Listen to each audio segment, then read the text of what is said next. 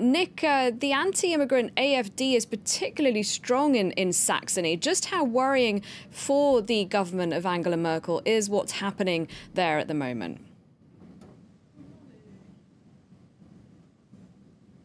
Well, I think we can go by the fact that she has spoken out herself on the events, saying that hate has no place in a state of law nor on the streets of Germany. And this a day after her spokesman said that Germany would not be a country of vigilante justice. We cannot have, I'm quoting him, people being chased in the streets because of how they look. And what he was referring to there are videos which have been circulating on social media, now being rebroadcast on German TV, of what looks like skinheads chasing migrants. It's not really clear what actually transpired. In fact, it's really worth underlining, it's not really clear what took place in that stabbing death of Daniel H., as he is known.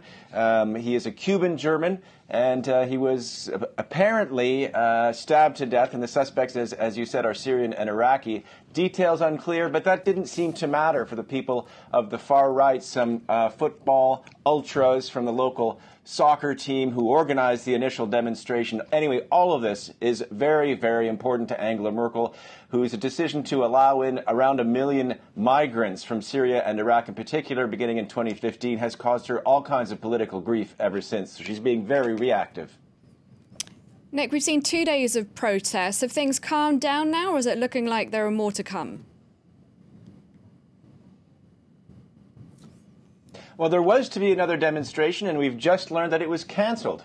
Members of the right, if you will, people who are against migration, against the migrants, or trying to protest in memory of the man who was killed, had planned to organize and demonstrate in front of the Regional Assembly in Dresden. We just learned that's been canceled. Perhaps there's a movement to calm things down. But look, what is interesting is not only happening on the streets. As regional politicians have warned, there are a lot of rumors being spread on the internet. A lot of mobilization is taking place because of stuff that is being said on Facebook in particular. A recent study has shown that where there are a lot of Facebook posts that are anti-immigrants in certain specific towns in Germany, there is a spike in anti-immigrant incidents. So there's a battle on the streets, if you will, between the right and the left, and there's all kinds of mobilization on the internet that public authorities here are really beginning to worry about. Germany, let's remember, has one of the toughest laws about hate speech on Facebook, fining the company up to 50,000 euros for each post. So they're being very, very mindful that what's happening in the streets, what's happening politically, is only a reflection in part of what is also happening in the social media sphere. But in terms of pure politics, Angela Merkel has to worry about what's going on in Saxony. The Alternative for Germany party you were referring to is scoring around 25% in the polls ahead of elections 1 year away regionally, putting it in second place.